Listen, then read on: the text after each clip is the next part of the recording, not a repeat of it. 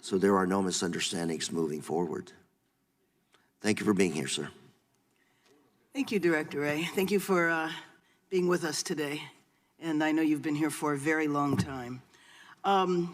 You know, we have spoken many times about Black identity extremists, and I definitely want to ask you about that today. I understand that the Bureau no longer uses BIE and instead categorizes these cases under the broader label of racially motivated violent extremism. But one, I wanted to know if you guys have really repudiated the whole BIE category, because I know when we've talked about it in the past, it really didn't seem to be that there was much evidence that there were Black identity extremists. And the title was a little longer than that. Something about Black identity extremists that threaten police or attack police. So tell me what's different. So I found our conversations before to be, very constructive and very valuable. And we also engaged not just with you and your colleagues, but also with Noble, with whom we have a great relationship and are working more closely than ever. Good. We have, as you mentioned, changed our terminology as part of a broader reorganization of the way in which we categorize our domestic terrorism efforts. So we took a whole bunch of categories, not just the one that you mentioned, but a number of others, and consolidated it down to really 4 buckets. And the reason for that is what are the 4 buckets? What's that? What are the 4 buckets? There's racially motivated violent extremism, which is any kind of violent extremism that's driven with a kind of racial intent of one sort or another, no matter which direction. There is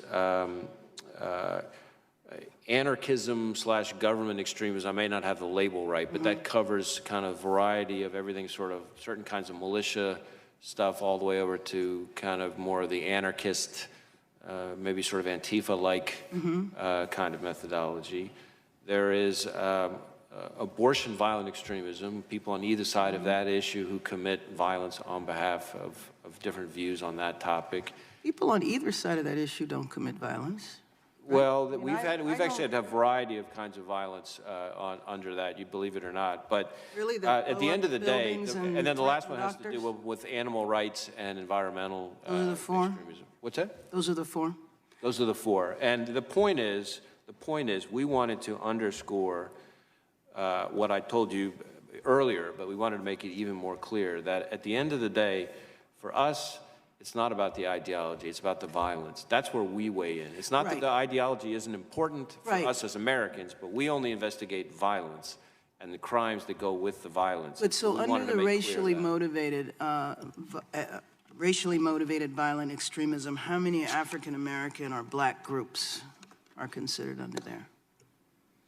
Well, again, I want to be clear. We don't investigate groups per se. We have properly predicated investigations into individuals, and in some cases they may have co-conspirators, but in each of those instances, it's where we have 3 things: credible evidence of a federal crime, credible evidence, number 2, of violence or a threat or use of violence, and then number 3, on behalf of some ideology. So if we have those things, only if we have those things will we open an investigation. So are white supremacist groups under racially motivated violent extremism?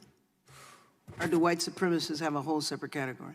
Well, again, I want to stay away from the use of the word groups. We certainly investigate white supremacist motivated violent extremism in the same category that we're talking about. So, for example, we just last month arrested 8 members, I think, of a group known as the Base.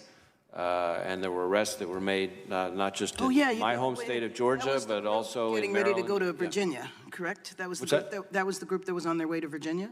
I think that's right. I can't remember that detail specifically. So there are organizations, and I understand that, when you say you just investigate individuals, I mean, you just gave an example of a group. So I know that there are a lot of white supremacist groups. And so my question to you is about Black groups.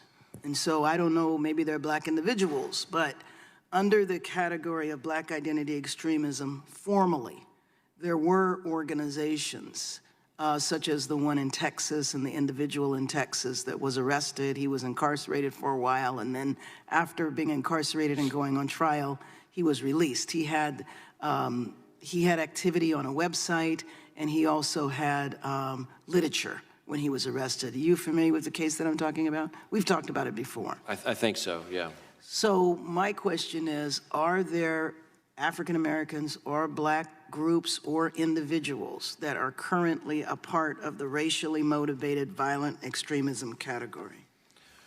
Well, again, I don't know that I would speak in terms of investigating groups. We investigate individuals, and in some instances, individuals with co-conspirators.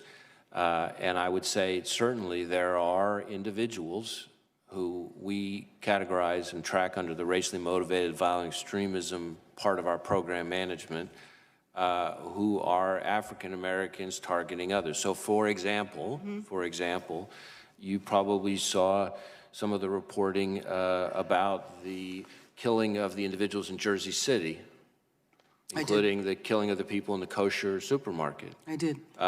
Those individuals were associated themselves with something called the Black Hebrew Israelite Oh, I'm very familiar with them. Let's use that. That would be in that category. So let's use that as an example, because I'm very familiar with that group. That group is in several what'd you say? Yeah, well, excuse me, but I'm taking the prerogative of the chair. Using that group as an example, is that a group, because they are open, I mean, you see them on street corners in different groups. They're not a secret group at all. Is that group part of the racially motivated extremism? The group. I understand the act that took place. I understand the individuals, and it's not clear their level of association. What I would say to you on that is that we have some investigations into individuals who associate themselves with that movement. Beyond those two people? Yes. Okay. And Director Ray, documents published in